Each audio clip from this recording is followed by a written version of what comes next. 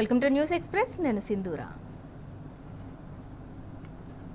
వేలాది ఇళ్లను రాత్రికి రాత్రి 22A నిషేధిత జాబితాలో చేర్చడం దారుణమని మాజీ మంత్రి హరీష్ రావు మండిపడ్డారు. నిషేధిత జాబితా పేరుతో ప్రజల భూములను కబ్జా చేసే హక్కు ఎవరిచ్చారని ప్రశ్నించారు. ఇది 30% కమిషన్ సర్కారని ప్రజలే అంటున్నారని చెప్పారు. వందలాది మంది 22A బాధితులు వచ్చి తమ ఆవేదన చెబుతుంటే గుండె కలిసివేసిందన్నారు. సర్వే నెంబర్ 215, 215 పార్ట్లలో 30 ఏళ్లుగా ఎలాంటి వివాదాలు లేకుండా బతుకుతున్నారని తెలిపారు. సుమారు 1500 కుటుంబాలు నివసిస్తున్న ఇళ్లను రాత్రికి రాత్రే అర్బన్ ల్యాండ్ సీలింగ్ కింద 22A నిషేధిత జాబితాలో చేర్చడం అత్యంత దుర్మార్గమని హరీష్ రావు మండిపడ్డారు. 22A పేరుతో రేవంత్ సర్కార్ సామాన్యుల భూములను నిషేధిత జాబితాలో చేర్చిందని మండిపడ్డారు. మాజీ మంత్రి పువ్వాడ అజయ్ కుమార్ అవినీతికి అలవాటు పడ్డ హస్తం పాలకులు ప్రజలను దోచేస్తున్నారని దుయ్యబట్టారు. 30% కమిషన్ తీసుకుంటూ అరాచకం సృష్టిస్తున్నారని ఫైర్ అయ్యారు. అటు కాంగ్రెస్ ప్రభుత్వం పూర్తిగా అవినీతిలో కూరుకుపోయిందని బీఆర్ఎస్ నేత రాకేష్ రెడ్డి నిప్పులు చెరిగారు. ముఖ్యమంత్రి మంత్రుల మధ్య సఖ్యత లేదని, ఎవరికి వారే యమునా తీరే అన్నట్టుగా పాలన సాగిస్తున్నారని ధ్వజమెత్తారు. ఈ మేరకు ఖమ్మంలో నిర్వహించిన బీఆర్ఎస్ ఆత్మీయ సమావేశంలో పువ్వాడ అజయ్ కుమార్, రాకేష్ రెడ్డి పాల్గొన్నారు. కాంగ్రెస్ ప్రభుత్వం భూభారతి పేరుతో రైతుల భూములను హరించే ప్రయత్నం చేస్తోందని ఆసిఫాబాద్ ఎమ్మెల్యే కోవాలక్ష్మి, మాజీ ఎమ్మెల్యే కోనేరు కోనప్ప ఆరోపించారు. భూభారతి చట్టంలోని 22A కింద అమాయక రైతుల భూములను నిషేధిత జాబితాలో చేర్చడంతో వారు తీవ్ర ఇబ్బందులు ఎదుర్కొంటున్నారని తెలిపారు. ఇక ఎన్నో ఏళ్లుగా పట్టా భూముల్లో సాగు చేసుకుంటున్న రైతుల భూములను నిషేధిత జాబితాలో చేర్చడం వెనుక కాంగ్రెస్ కుట్ర దాగి ఉందని ఆరోపించారు. అర్హులైన రైతుల భూములను 10 రోజుల్లోగా నిషేధిత జాబితా నుంచి తొలగించకపోతే ఆందోళన చేపడతామని హెచ్చరించారు. కేసీఆర్ అధికారంలో ఉన్న 10 ఏళ్ల కాలంలో ఓ విజన్తో పనిచేశారని మాజీ మంత్రి సబితా ఇంద్రారెడ్డి అన్నారు. ప్రభుత్వ ఉద్యోగులతో పాటు ప్రైవేటు రంగంలో ఉపాధి అవకాశాలు కల్పించాలని సంకల్పించారని అన్నారు. ఇక 4 లక్షల కోట్ల పెట్టుబడులు, 24,000 కంపెనీలు వచ్చాయని గుర్తు చేశారు. అయితే CM Revanth Reddy real estate కోసం భూములు సేకరిస్తున్నాడే తప్ప ఏ ఒక్క కంపెనీ కూడా తేవటం లేదని విమర్శించారు. ఇక రైతులకు వెంటనే నష్టపరిహారం చెల్లించి ఆగిపోయిన మొబిలిటీ వ్యాలీ అభివృద్ధి పనులను వెంటనే వేగవంతం చేయాలని సబితా ఇంద్రారెడ్డి డిమాండ్ చేశారు.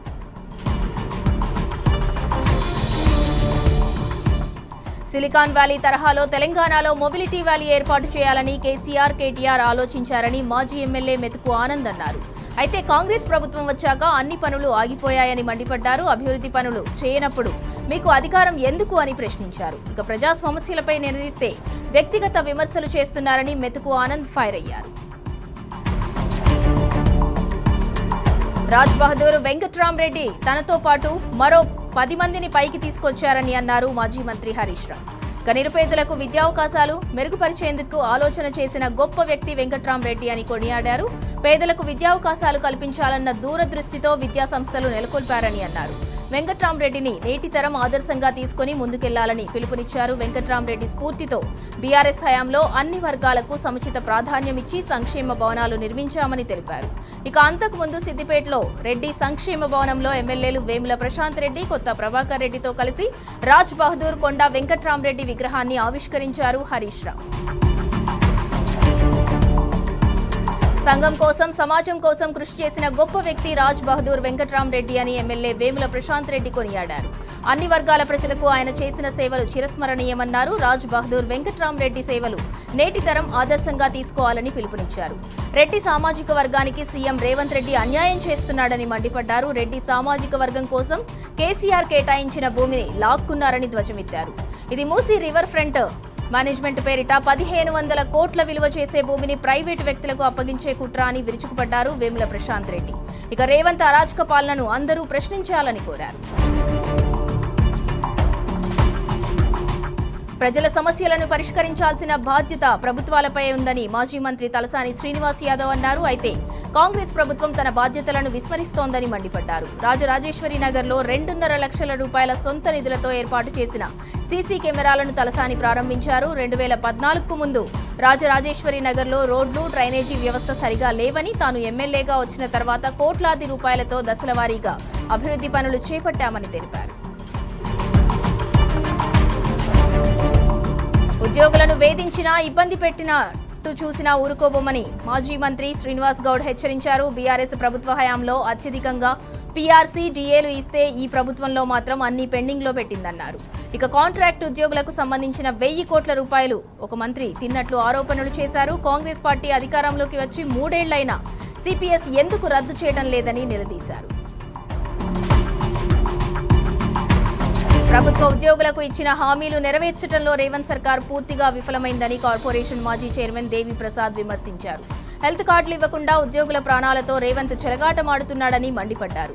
ఇక ఆర్టీఏలు పెండింగ్లో పెట్టిన ప్రభుత్వం దేశంలో ఎక్కడా లేదని ఎద్దేవా చేశారు. తమ ఆకలి బాధలను చెప్పుకుందామంటే ఆంక్షలు విధిస్తూ ఉద్యోగులను వేధిస్తున్నారని మండిపడ్డారు.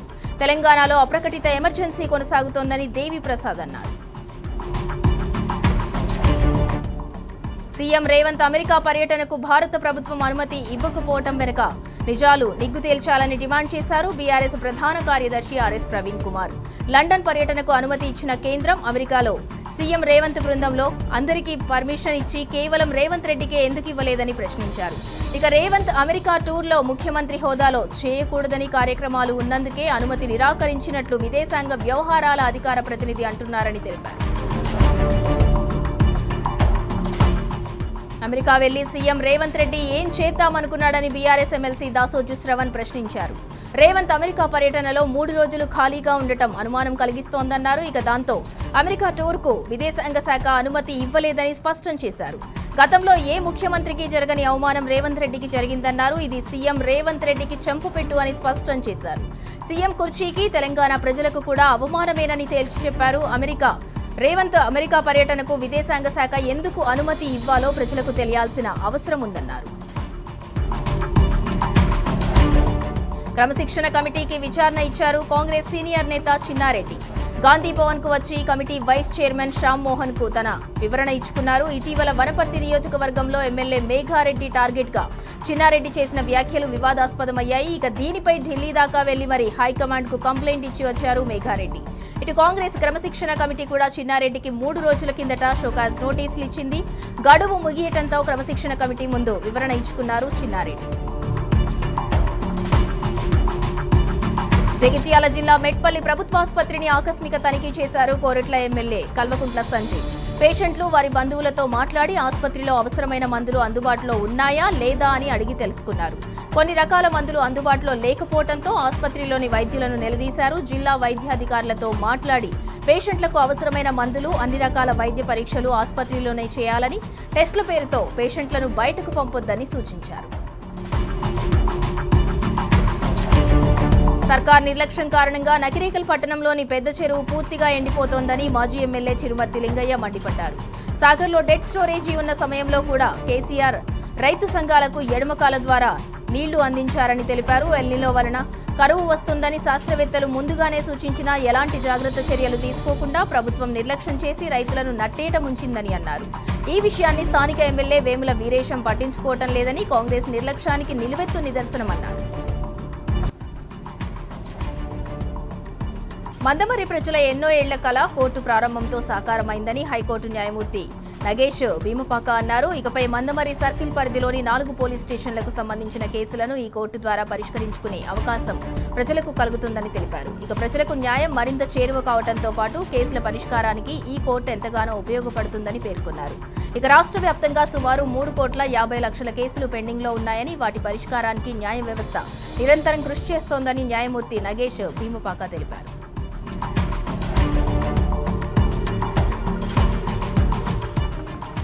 నాగర్ కర్నూలు జిల్లాలో కొనసాగుతున్న స్పెషల్ ఇంటెన్సివ్ రివిజన్ ఎస్ఐఆర్ ప్రక్రియపై ప్రజలకు విస్తృత అవగాహన కల్పించాలని జిల్లా కలెక్టర్ హేమంత్ కేశవ్ పాటిల్ కోరారు. అర్హులైన ఏ ఒక్కరూ ఓటు హక్కు కోల్పోకుండా అన్ని చర్యలు తీసుకుంటామని స్పష్టం చేశారు. ఇక జిల్లాలో 910 పోలింగ్ కేంద్రాల పరిధిలో ఎస్ఐఆర్ ప్రక్రియ కొనసాగుతోందన్నారు. 2002 ఓటర్ల జాబితాలో ప్రస్తుత వివరాలను సరిపోల్చి చూస్తున్నామని తెలిపారు. కరీంనగర్ జిల్లాలోని నారాయణపూర్ గ్రామాన్ని ముంపు గ్రామంగా ప్రకటించాలని డిమాండ్ చేస్తూ గ్రామస్తులు చేపట్టిన రాస్తారోకో ఉద్రిక్తంగా మారింది. పోలీసులకు గ్రామస్తులకు మధ్య జరిగిన తోపులాటలో పలువురికి గాయాలయ్యాయి. గ్రామస్తులకు మద్దతుగా చొప్పదండి మాజీ ఎమ్మెల్యే సుంకే రవిశంకర్ ఆందోళనలో పాల్గొన్నారు. ఇక పరిస్థితి ఉద్రిక్తంగా మారటంతో సుంకే రవిశంకర్తో పాటు పలువురిని అరెస్ట్ చేసి పోలీస్ స్టేషన్కు తరలించారు. రేవంత్ రెడ్డి పాలనలో అన్నదాతలకు కష్టాలు తప్పటం లేదు. తాజాగా నిజామాబాద్ జిల్లా నిజాం సాగర్ కెనాల్ బ్రిడ్జిపై రైతులు ధర్నాకు దిగారు. యూరియా యాప్ వద్దు, పాత పద్ధతే ముద్దు అంటూ ఆందోళన నిర్వహించారు. చేతగాని కాంగ్రెస్ పాలన వల్ల రైతులు అనేక ఇబ్బందులు ఎదుర్కోవాల్సి వస్తోందని నిరసన తెలిపారు. ఇక ఇప్పటికైనా యూరియా యాప్ విధానం కాకుండా ఆధార్ కార్డు ద్వారా రైతులకు సరిపడినంత యూరియా బస్తాలు అందజేయాలని డిమాండ్ చేశారు. రామగుండం ఎరువుల కర్మాగారంలో యూరియా ఉత్పత్తి మరోసారి ఆగిపోయింది. సాంకేతిక కారణాలతో యూరియా ఉత్పత్తిని అధికారులు నిలిపివేశారు. ఇక 10 రోజుల పాటు ఇదే పరిస్థితి ఉండే అవకాశాలున్నాయి. దీనివల్ల 50,000 టన్నుల యూరియా ఉత్పత్తికి ఆటంకం ఏర్పడింది. వరి నాట్ల దశలో యూరియా ఉత్పత్తికి ఆటంకం ఏర్పడటంతో రైతులకు ఇబ్బందులు తలెత్తే అవకాశం ఉంది. గతేడాది కన్నా తక్కువ ఎరువులు అందించిన RFCL తాజాగా పరిస్థితిలో రైతులకు యూరియా తిప్పలు తప్పేలా కనిపించడం లేదు. ఇక రాష్ట్రానికి 4.68 లక్షల టన్నులు అందించే విధంగా ఒప్పందం చేసుకున్న RFCL ఈ ఏడాది భారీగా కోత పెట్టింది. యాదాద్రి భువనగిరి జిల్లా పోచంపల్లి మండలం దోతిగూడెం గ్రామస్తులు ధర్నాకు దిగారు. గ్రామం నుంచి ప్రమాదకర పరిశ్రమలను తరలించాలని డిమాండ్ చేస్తూ సర్పంచ్ సహా గ్రామస్తులు నిరసన తెలిపారు. దోతిగూడెం ఏజీ ఫార్మా కంపెనీలో రియాక్టర్ పేలి 3 కార్మికులు చనిపోయారు. ఇక 3 నెలల వ్యవధిలోనే 2 సార్లు రియాక్టర్లు పేలి మొత్తం 5 కార్మికులు మృత్యువాత పడ్డారు. దాంతో భయాందోళనకు గురైన గ్రామస్తులు ఎప్పుడు ఏం జరుగుతోందోనని ఆందోళనకు గురవుతున్నారు. రియాక్టర్లు బాంబుల్లా పేలుతున్నా కూడా అధికారులు పట్టించుకోవటం లేదని చుట్టుపక్కల గ్రామాల ప్రజలు ఆగ్రహం వ్యక్తం చేస్తున్నారు. ఫార్మా కంపెనీ భూసేకరణ కోసం గతంలో లగచర్ల రైతులపై దౌర్జన్యం చేసిన రేవంత్ సర్కార్ ఇప్పుడు మరో గ్రామంపై తమ అరాచక పర్వానికి తెరలేపింది. భూసేకరణ కోసం ఒక ఊరు మొత్తాన్ని పోలీసు పహారాలో పెట్టింది. సీఎం రేవంత్ నియోజకవర్గంలోని హకీంపేట మరో లగచర్ల కాబోతోందా అంటే అవుననే అనుమానం కలుగుతోంది. హకీంపేటలో భూ బాధితులపై వందలాది మంది పోలీసులతో నిఘా పెట్టడమే ఇందుకు నిదర్శనంగా మారింది. గతంలో గ్రామసభ గురించి వార్డు సభ్యుడికి కూడా తెలియకుండా తీర్మానాలు చేసిన సర్పంచ్ ఇప్పుడు బహిరంగంగా గ్రామసభ ఏర్పాటు చేయడంపై అందరిలో అనుమానం రేకెత్తిస్తోంది. రేవంత్ పాలనలో అన్నదాతలు అరిగోసపడుతున్నారు. నాగర్ కర్నూలు జిల్లాలో విద్యుత్ సక్రమంగా రాకపోవడంతో అన్నదాతలు ఆందోళన చెందుతున్నారు. 24 గంటల విద్యుత్ ఇస్తున్నామని ప్రభుత్వం గొప్పలు చెప్పుకుంటోందని, కానీ క్షేత్రస్థాయిలో 12 గంటలకు మించి కరెంటు రావడం లేదని మండిపడ్డారు. ఒకవైపు ఎల్నినో ప్రభావంతో వర్షాలు లేక బోర్లపై ఆధారపడి వ్యవసాయం చేస్తున్నామని, ప్రభుత్వం ఇచ్చే చాలీ కరెంటుతో పంటలు ఎండిపోతున్నాయని ఆవేదన చెందుతున్నారు. అది కూడా మధ్యలో ట్రిప్ అవుతోందని వాపోతున్నారు. కాంగ్రెస్ వచ్చినప్పటి నుంచి అన్ని కష్టాలే వచ్చాయని విరుచుకుపడుతున్నారు. కాంగ్రెస్ సర్కార్ తెచ్చిన జీవో 97 పై విద్యార్థి సంఘాలు భగ్గుమంటున్నాయి. పాలిటెక్నిక్ విద్యను శక్తి స్కీమ్ పరిధిలోకి తీసుకురావడాన్ని నిరసించారు. ఇక బీఆర్ఎస్వీ ఆధ్వర్యంలో నారాయణపేట జిల్లా కోస్కి పాలిటెక్నిక్ విద్యార్థులు ఆందోళన చేపట్టారు. జీవో 97ను రద్దు చేయాలని డిమాండ్ చేస్తూ రోడ్డుపై బైఠాయించి నిరసన వ్యక్తం చేశారు. వెంటనే వివాదాస్పద జీవోను రద్దు చేయాలని వారు డిమాండ్ చేశారు. శక్తి స్కీమ్ ను వెంటనే రద్దు చేయాలని పాలిటెక్నిక్ విద్యార్థులు డిమాండ్ చేశారు. విద్యా వ్యవస్థను నిర్వీర్యం చేసే జీవో నెంబర్ 97ను రద్దు చేయాలని కోరుతూ పెద్ద ఎత్తున నిరసనలు చేపట్టారు. ఎస్ఎఫ్ఐ, ఏఐఎస్ఎఫ్ విద్యార్థి సంఘాల ఆధ్వర్యంలో మహిళా పాలిటెక్నిక్ కళాశాల ఆవరణలో నిరసన దీక్షలు చేపట్టారు. ఇక జీవో నెంబర్ 97ను రద్దు చేసి డిప్లొమా విద్యార్థులకు న్యాయం చేయాలని విద్యార్థులు డిమాండ్ చేశారు. నిరసన దీక్షలకు దిగిన విద్యార్థి సంఘాల నేతలను పోలీసులు అడ్డుకుని సిటీ పోలీస్ ట్రైనింగ్ సెంటర్కు తరలించారు. ఎన్నికల సమయంలో ఆటో డ్రైవర్లకు ఇచ్చిన హామీలను వెంటనే అమలు చేయాలని ఆటో డ్రైవర్ల జేఏసీ డిమాండ్ చేసింది. తమ న్యాయపరమైన సమస్యల పరిష్కారం కోసం ఈ నెల 24న తలపెట్టిన బంద్ విజయవంతం చేయాలని జేఏసీ నాయకులు విజ్ఞప్తి చేశారు. తెలంగాణ రాష్ట్ర ఆటో మరియు యాప్ ఆధారిత సంఘాల జేఏసీ ఆధ్వర్యంలో మల్లాపూర్ చౌరస్తాలో ఆటో కార్మికులు భారీ ర్యాలీ నిర్వహించారు. తమ సమస్యలు పరిష్కరించకపోతే ఆందోళనను తీవ్రతరం చేస్తామని హెచ్చరించారు. ప్రజా సమస్యలపై గాంధేయ మార్గంలో నిరసన తెలిపిన మాజీ ఎమ్మెల్యే మర్రి జనార్దన్ రెడ్డితో పాటు బీఆర్ఎస్ నేతలపై అక్రమ కేసులు నమోదు చేయడం దారుణమని కౌన్సిలర్ తిమ్మాజిపేట పాండు, బీఆర్ఎస్ నాయకులు జోగు ప్రదీప్, విష్ణు విమర్శించారు. ప్రజా సమస్యలపై ప్రశ్నిస్తున్న ప్రతిపక్ష నాయకుల గొంతు నొక్కే ప్రయత్నం చేస్తున్నారని మండిపడ్డారు. అక్రమ కేసులతో బీఆర్ఎస్ నాయకులను భయపెట్టలేరని, ప్రజా సమస్యల పరిష్కారం కోసం తమ పోరాటాన్ని మరింత ఉధృతం చేస్తామని స్పష్టం చేశారు. సరూర్ నగర్ క్రికెట్ శిక్షణ కేంద్రంలో 3 నెలలుగా కోచ్ లేక విద్యార్థులు తీవ్ర ఇబ్బందులు ఎదుర్కొంటున్నారు. సమస్యపై అధికారులకు సంప్రదిస్తే ప్రైవేటు ట్రైనింగ్ తీసుకోండంటూ ఉచిత సలహాలు ఇస్తున్నారు. ఇంత నిర్లక్ష్యం ఏంటని విద్యార్థులు మండిపడుతున్నారు. ప్రభుత్వ ఆధ్వర్యంలో శిక్షణ పొందుతున్న విద్యార్థులకు కోచ్ను ఏర్పాటు చేయాల్సిన బాధ్యత అధికారులది కాదా అని ప్రశ్నిస్తున్నారు. కోచ్ లేక తమ శిక్షణకు తీవ్ర ఆటంకం కలుగుతోందని చెబుతున్నారు. ఉన్నతాధికారులు తక్షణమే స్పందించి సరూర్ నగర్ కు క్రికెట్ కోచ్ను నియమించాలని విద్యార్థులు కోరుతున్నారు. తెలంగాణ మంత్రి కొండా సురేఖ వద్ద ఓఎస్టీగా పనిచేసిన సుమంత్పై హత్యాయత్నం కేసు నమోదైంది. రియల్ ఎస్టేట్ వ్యాపారి గొంగిడి హరికృష్ణ ఇచ్చిన ఫిర్యాదు ఆధారంగా హత్యాయత్నం కేసు నమోదు చేశారు పోలీసులు. ఇక సుమంత్ తనను బెదిరించి సుమారు 10 కోట్ల రూపాయలు డిమాండ్ చేశాడని, డబ్బులు ఇవ్వటానికి నిరాకరించడంతో దాడి చేసినట్లు హరికృష్ణ పోలీసులకు ఫిర్యాదు చేశారు. ఈ దాడిలో తమ ఎడమ చేయి ఫ్రాక్చర్ అయిందని, తీవ్ర గాయాలయ్యాయని హరికృష్ణ పేర్కొన్నారు. జనసేన ఎంపీ లింగమనేని రమేష్ కుమారుణ్ణి కాపాడటానికి తెర వెనుక ముమ్మర ప్రయత్నాలు జరిగాయి. రోడ్డు దాటుతున్న యువతిని అన్యాయంగా చంపేశాడు లింగమనేని సుపుత్రుడు సంజోష్. అతివేగంగా కారు నడిపి ఒక నిండు ప్రాణం తీశాడు. కేసును ఈజీగా తారుమారు చేసే పనిలో పడ్డారు జనసేన ఎంపీ. కారు నడిపింది సంజోష్ కాదు, వేరొక వ్యక్తి అని చిత్రీకరించేందుకు విశ్వ ప్రయత్నాలు జరిగినట్లు తెలిసింది. అయితే కారు నడిపింది సంజోషేనని అధికారికంగా నిర్ధారించారు. నిందితుడిపై పలు సెక్షన్ల కింద కేసు నమోదు చేశారు. యాక్సిడెంట్ చేసిన వాహనాన్ని స్వాధీనం చేసుకుని తదుపరి దర్యాప్తు కొనసాగిస్తున్నారు. రచ్చ చేసిన వ్యక్తి గురించి ఆరా తీస్తే అతను కూడా కానిస్టేబులేనని తేలింది. అతన్ని మామునూరు పోలీసు బెటాలియన్ కు చెందిన కానిస్టేబుల్ గా గుర్తించారు. వేములవాడ శ్రీ భీమేశ్వర స్వామి ఆలయంలో ఉద్యోగులు చేతివాటం ప్రదర్శించారు. భక్తులు కోడెమొక్కులు సమర్పించే క్రమంలో విధుల్లో ఉన్న ఆలయ సిబ్బంది డబ్బులు వసూలు చేశారు. అయితే ఉద్యోగుల నిర్వాహకం సీసీ కెమెరాలో రికార్డు కావడంతో గమనించిన ఈవో 3 సిబ్బందిపై వేటు వేశారు. వీరిలో ఒకరు కాంట్రాక్ట్ ఉద్యోగి కాగా మరో 2 అవుట్సోర్సింగ్ ఉద్యోగులు ఉన్నారు. మహబూబాబాద్ జిల్లా గూడూరు మండల కేంద్రంలో గంజాయి, మత్తు పదార్థాల నిర్మూలనపై అవగాహన కార్యక్రమం నిర్వహించారు. ఇందులో భాగంగా జిల్లా ఎస్పీ శబరీష్ 2K రన్ను ప్రారంభించారు. యువతను మత్తు పదార్థాలకు దూరంగా ఉండాలని, మాదక ద్రవ్యాల వల్లే కలిగే అనర్థాలపై ప్రతి ఒక్కరూ అవగాహన పెంచుకోవాలన్నారు ఎస్పీ శబరీష్. మత్తు పదార్థాలకు బానిసై యువత తమ భవిష్యత్తును నాశనం చేసుకోవద్దని సూచించారు. సూర్యాపేట జిల్లా జాజిరెడ్డిగూడెం మండలం అరవపల్లిలో భారీ చోరీ జరిగింది. స్థానిక రిషితా వైన్స్ లోకి చొరబడి 2 దొంగలు నగదు, మద్యం సీసాలను అపహరించి పరారయ్యారు. ఈ దొంగతనానికి సంబంధించిన దృశ్యాలన్నీ సీసీ కెమెరాలో రికార్డయ్యాయి. కేసు నమోదు చేసుకుని పోలీసులు దర్యాప్తు చేస్తున్నారు.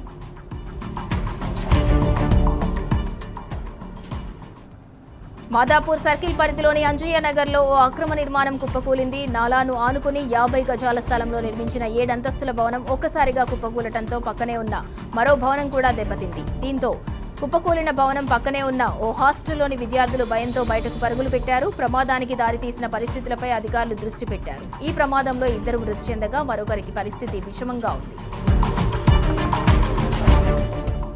మహబూబాబాద్ జిల్లాలో రోడ్డు ప్రమాదం జరిగింది. తొర్రూరులోని సెయింట్ పాల్స్ స్కూల్ కు చెందిన బస్సు లారీని ఢీకొట్టింది. ప్రమాద సమయంలో స్కూల్ బస్సులో 50 మందికి పైగా విద్యార్థులున్నారు. ఎవరికీ ఏమీ కాకపోవడంతో అంతా ఊపిరి పీల్చుకున్నారు. స్కూల్ బస్ డ్రైవర్ నిర్లక్ష్యంగా ఓవర్ స్పీడ్ తో నడపడం వల్లే ఈ ప్రమాదం జరిగిందని స్థానికులు ఆరోపిస్తున్నారు. కామారెడ్డి జిల్లా ప్రభుత్వ ఆసుపత్రిలో దారుణం జరిగింది. వైద్యులు సకాలంలో డెలివరీ చేయకపోవడంతో నవజాత శిశువు మృతి చెందినట్లు బాధిత కుటుంబ సభ్యులు ఆరోపిస్తున్నారు. లింగంపేట మండలం ఎక్కపల్లి తండాకు చెందిన స్వరూపను డెలివరీ కోసం కామారెడ్డి జిల్లా ప్రభుత్వ ఆసుపత్రికి తీసుకొచ్చారు. నొప్పులు అధికం కావడంతో ఆపరేషన్ చేయాలని కుటుంబ సభ్యులు కోరినా వైద్యులు చేయలేదని తెలిపారు. ఇక సాధారణ కాన్పు కోసం ఎదురు చూసి ఆపరేషన్ చేయగా చనిపోయిన మగ శిశువు జన్మించడంతో బాధితురాలి బంధువులు ఆసుపత్రి వద్ద ఆందోళనకు దిగారు. పంజాబ్ ముఖ్యమంత్రి భగవంత్ మాన్ భార్య గుర్ప్రీత్ కౌర్ వివాదంలో చిక్కుకున్నారు. ఓ అత్యాచారం కేసులో రాజీ కుదిర్చేందుకు ఆమె 5 కోట్ల రూపాయలు లంచం తీసుకున్నారనే ఆరోపణలపై ఎన్హెచ్ఆర్సీ విచారణకు ఆదేశించింది. పంజాబ్, హర్యానా హైకోర్టు మాజీ న్యాయమూర్తి జస్టిస్ రంజిత్ సింగ్ ఫిర్యాదుతో ఎన్హెచ్ఆర్సీ బెంచ్ ఈ వ్యవహారాన్ని సుమోటోగా స్వీకరించింది. ఇక దీనిపై సమగ్ర విచారణ జరిపి 15 రోజుల్లోగా నివేదికను సమర్పించాలని డీజీపీకి ఆదేశాలు జారీ చేసింది. కేసుల పరిష్కారంలో సుప్రీంకోర్టు ప్రత్యేక లోక్ అదాలత్ చరిత్ర సృష్టించింది. దేశవ్యాప్తంగా వివాదాల సామరస్యం కోసం అత్యున్నత ధర్మాసనం చేపట్టిన సమాధాన్ సమరోహ్ 2026లో భాగంగా మొదటి రోజే 400కు పైగా కేసులను పరిష్కరించింది. తొలి రోజు 16 ప్రత్యేక బెంచ్ల ముందుకు 600 కేసులు విచారణకు రాగా 400కు పైగా కేసులను సామరస్యపూర్వకంగా పరిష్కరించింది లోక్ అదాలత్. కాగా పెండింగ్ వివాదాలను స్నేహపూర్వకంగా పరిష్కరించడమే లక్ష్యంగా సమారోహ్ చేపట్టింది సుప్రీం. ఇవి న్యూస్ ఎక్స్ప్రెస్ అప్డేట్స్. మరిన్ని అప్డేట్స్ కోసం చూస్తూనే ఉండండి టీ న్యూస్.